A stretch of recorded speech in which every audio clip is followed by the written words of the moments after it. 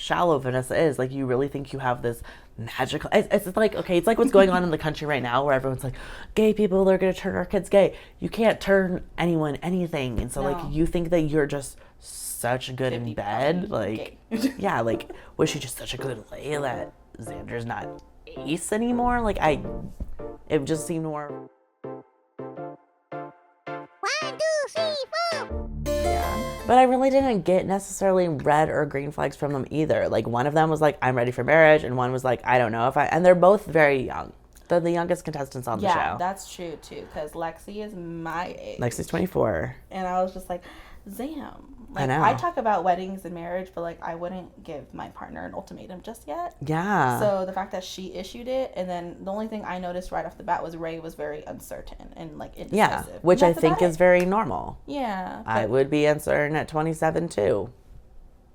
So I didn't see any red flags for them, and there wasn't really much to go off to create green flags yet. I agree. But let's talk about when they started dating and who they eventually chose. Should I quote how could she choose Vanessa the Yeah, let's dive into that first. Like, I just thought that was when the red flags started for me with Lexi and Ray, because Lexi made it very clear, this person makes me uncomfortable. I want to be fully in depth with this experience, but I don't trust this person. I don't trust that they're here for the right reasons. And then your partner of 3 years goes behind your back and still chooses that person. It seems like a fuck you. There's even the conversation they have that where Lexi is being open about how she feels about Vanessa after having a few dates, and they're about to go into the decision of the trial marriage. And Ray is like, don't worry, like, I'm not going to do this, I'm not going to do that, point blank. That obviously is not held up to. We'll talk about that later. But yeah, it was very, like, concerning because Lexi was very clear with her boundary. Yeah. Well, it's like, so one of the questions, and like you've seen the other ultimatums, you probably like know this better, but like as they were choosing each other, I wrote like, what happens if they didn't choose one another? Like, they all just happened to match with the main person they wanted to match with. That seemed odd to me. Right. I was surprised that someone wasn't like, well, I'm going to choose this person. Then someone else, like that person was like, well, actually, I'm choosing this person. Like, they aligned. Yeah. No, but yeah, how it was bizarre that they all ended up matching with. Yes. Except for, I feel like the one, I mean, I think Tiff and Sam would have chosen each other anyway, but it felt like it was kind of like, you guys are the last remaining ones, so you guys are stuck together. Like, is that typical? Or no. On the previous ultimatum, so like the U.S. ultimatum, which is the first one, there was instances where some couples withdrew from it. Some got proposed to. Well, technically both couples that dropped out of it got proposed to. So it left one couple where both people who had given the ultimatum chose someone, and both of them had withdrawn who they're trying to do a trial marriage with, so they ended up having to be together. Oh, interesting. But they had to like mutually agree to that. So it was interesting that for this one, everyone just happened to have someone. Yeah, they all just matched. Yeah. My concern was like, I didn't think Ozzy was gonna choose someone, and then that situation happened and it ended up being Mildred. That was my like, question mark? Yeah. I mean, like, in the dates, you could kind of see that, like, they had a connection as far as, like, talking and went, but I wouldn't say, like, a romantic, like... Nothing that could do a trial marriage. Mildred is so opposite personality of Sam, and I wonder if that's kind of why. Maybe that could be, like, that was kind of how it was for Sam and Tiff. Yeah. It was weird that they ended up with each other's partner. I feel like a lot of people ended up with... No, or was it just them? I don't know at this point. Because Xander went with Yoli, Mal went with Lexi, Ray went with Vanessa. So the only people who got each other's partners were Tiff and Sam and Ozzy and Mildred. Which I was like, that's a little interesting. Yeah, interesting. It's a little interesting. Yeah. I mean, like, what did you think of, like, their overall choices of who they picked? I was just surprised that anyone would pick Vanessa. After the clear stuff that Lexi said about not liking Vanessa and Ray did it, I was just like, why Vanessa though? Why? And at the Vanessa's table, gonna watch this YouTube series. Sorry, I'm not sorry. Sorry, I'm giving you optimism until the end. It's just right now, at this point in time, I was just like, no, I'm not Team Vanessa. But at the table, when they're doing the decision, the host goes, Ray, like, let's talk about your dating experience. Ray talks about Vanessa once. And then it cuts to Vanessa. Vanessa talks about Ray. Vanessa talks about her dates. And I think it was editing, but the way it was premiered, it looked like Vanessa cut off Ray and just started talking about herself. Yeah. And I was just like, Ray's supposed to talk about her dating experience right now. Yeah. And she only got to talk about one person, and it was you, and then you just start talking about yourself. Right. And the only reason I felt like it may not have been editing was because host was like, let's go back to Ray. And she tried to, like, intervene. So I was just like, oh, maybe she did just start talking about herself. Yeah. And I didn't like that, especially... I just didn't like Vanessa that whole episode at the table because she was mouthing off. Yeah. And, right? You know, she was fun, and... Who was that? What? Who is this? It's a Bumble person. Never knew about this. We've been together for 4 years. Never heard about this human. Learning about this. What? I've never heard about this ex. It wasn't an ex, really. It was like, very interesting. More like a very in-between stage. I feel like I knew most of Xander's ex-love life, and this... I will clarify that it was an in-between stage of a Bumble Tender person. Not is this like Tractor Girl? Okay. No. We're going to go back to you, Xander. Okay, great.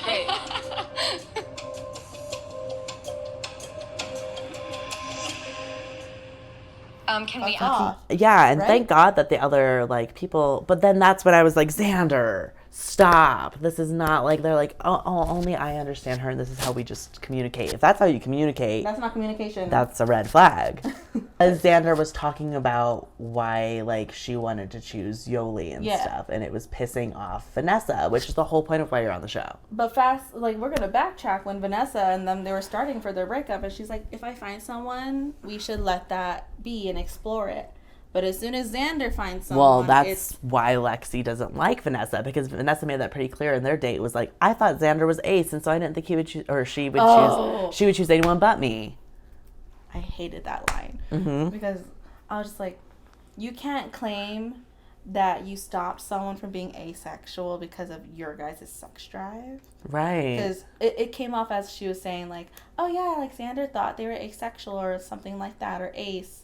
And because of me, they aren't. I'm like, that's not how it works. Like, even being demisexual, I'm like, that's not how it works. No. And I put that in my notes. My friend who watched it with me was like, you need to ask Gage. Like, how do you feel about that line? Because I was over here like, what the I thought it was disgusting. And I thought that it just proved how shallow Vanessa is. Like, you really think you have this magical... It's like, okay, it's like what's going on in the country right now where everyone's like, gay people, they're going to turn our kids gay. You can't turn anyone anything. And so, like, you think that you're just such good in bed. Like, yeah, like, was she just such a good lay that Xander's not ace anymore? Like, it just seemed more about her again. Xander has been saying she might be asexual and that I'm the only one that she could have feelings for. She would be asexual if not for me. What exactly did you think you were going to get out of this process if there was no chance for Xander to be with other people and, like, you're sitting over here and I don't want to get married? What the fuck did you come here for? I think I don't understand. Why is that Which upsetting? Lexi noticed, and that's why Lexi didn't like it. Yeah, I felt really bad when she told her date, which I believe was Ray, that she was pansexual, so she didn't have a type or yada yada. But then she continued to say, like, you're not my type. What do you look for in a partner? Do you have like a type? Is this like your type? Well, first, I'm pansexual, so for me, like, it doesn't really matter, like, gender-wise, and I don't know if I have a real physical type. I like someone who's confident in themselves. I mean, that's like sexy, and like Yes. I like that. Just someone who knows what they want. Because I think I'm not like that sometimes. Not that I'm not confident. I feel like, in a general sense, like, I have a good career, like I have a good head on my shoulders, good family, and like. You're pretty. Oh, thank you. So are you. I guess you can't say that about yourself. No, I can't say that. I'm pretty. I am shy, but I feel like I like someone who can like bring it out in me sometimes. Was she the first girl you've dated? Seriously, yes. Like, I had a girlfriend in college, but it lasted for like a month. Now that I've found the word pansexual, like, I really feel like that's my vibe. Cheers. To get some clarity. Oh my god. Yeah. I don't even know what time it is, so. Yeah, same. I mean, literally this morning we all woke up And with. then my head was just like, I don't even know a lot about pansexuality or being pansexual, but you're giving it a bad rep by acting this way. You gotta just, it wasn't taken into consideration. It looked really inappropriate. Yeah. there's a difference between being pansexual and being a hoe. And you can be both, but I think Vanessa says she's pan because Vanessa just wants everyone and anything and the attention to be all on her. Yeah. I don't even think, I mean, as we get into further episodes, she doesn't even have a romantic connection to these people or like really even a sexual connection. She just wants the attention, and that's not what being pan is. No. I haven't gone on a date in 4 years, but here we are. I'm ready. I'm gonna get a drink or 5, and then I'm gonna date every.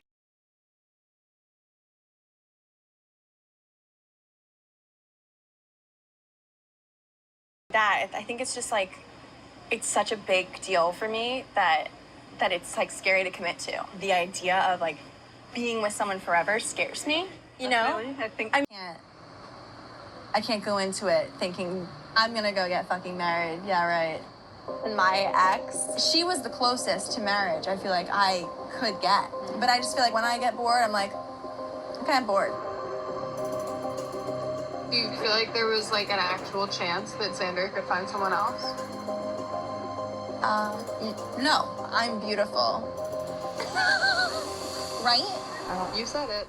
My partner has a friend who is pan, and like I've asked them maybe like once or twice, but I didn't even understand pansexuality too much. But it from how I was told, it's kind of like you don't care gender, you don't care about other sexual, you just love. Yeah, it's very complicated because I would argue that bisexuality is the same because bi has always been meant to be 2 or more genders.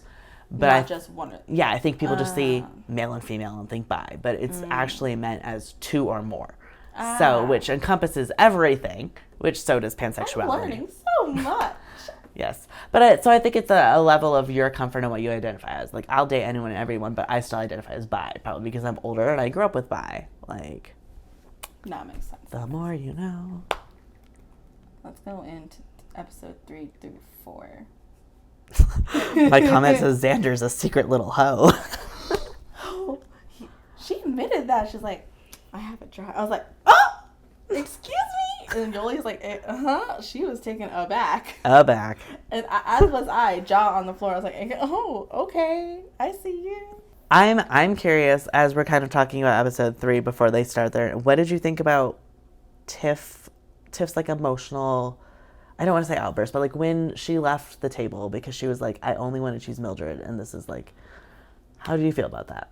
I was really conflicted because they have a lot of, Tiff and Mildred have separate storming off scenes throughout, like after choosing, before choosing.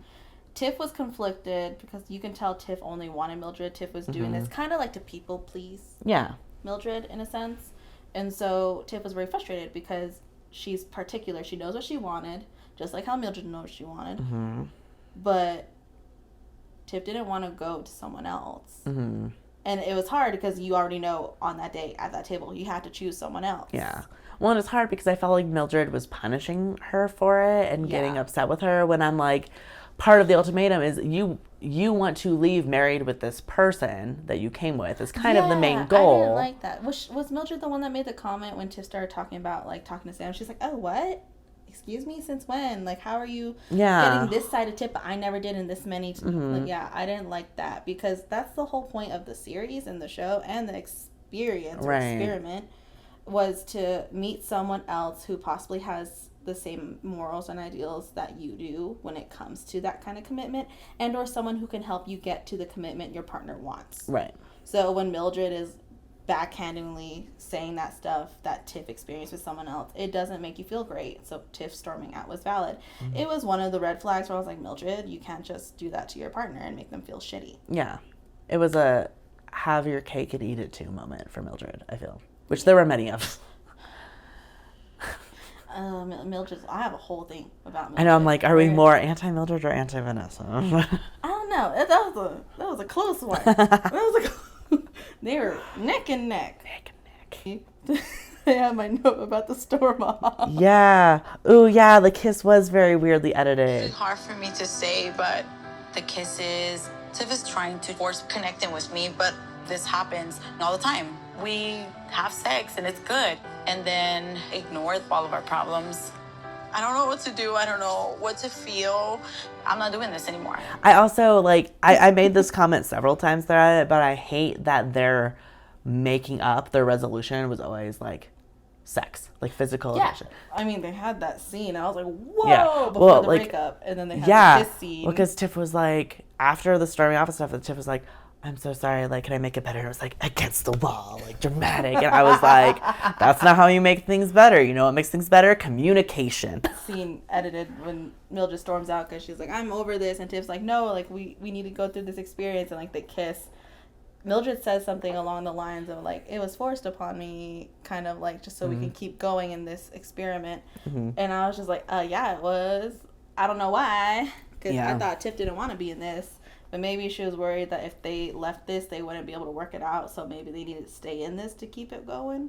Who knows? Work it out. But I didn't understand that scene at all. I was very uncomfortable. The Vanessa quotes at the end of the wrap up. It's game on when she finally like figures out she doesn't get along with Yoli. She's like, oh, like she's feisty and stuff, but like I'm from here, so you know, game on. I'm like, game on. This is not a game. Yeah. Although this kind of goes in my final comment of episode 3 about it not being a game, but like it is so framed like a game. Like the thing that I wrote, like I was like, playing with people's emotions like this seems really fucking sick, especially with the dramatic music that they're playing in the background. It makes it seem like a soap opera where they're intentionally trying to mess with them. Girlfriend that you've been with for 3 years is over here, and all these like new ladies are over here, and my ex is my competition, which is very weird. We know the 3 options that you leave with are marriage to the person you came with, break up, or fall in love with someone new. At the end of this week, I'll be making a choice. That's all production and editing. But like I don't think they explained it to them even that well. The ultimatum was you bring on a certain amount of couples. One person issued the ultimatum, one person received it. You are to discuss your boundaries and everything like that because you're supposed to break up within the day you arrive and begin dating everyone else who's a contestant and seeing, again, if you could find someone who also agrees that to your amount of commitment and ideas, or someone who can help you get to that point. And they were describing it as like we either come out of this engaged to each other, engaged to someone else, or single. Yeah.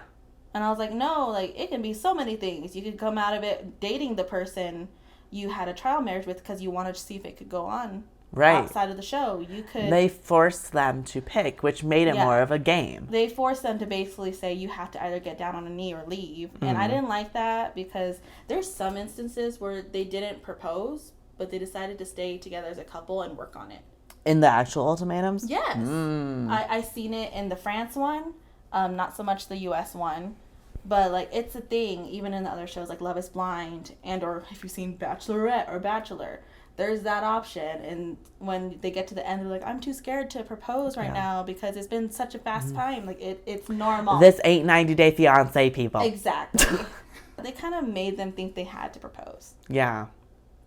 And that's why everyone's like, it's a game, it's accelerated. I'm like, no, it's not. Yeah. Like you're allowed to come to the conclusion with your partner to say, hey, I'm not ready to propose yet, but I do want to propose and get married.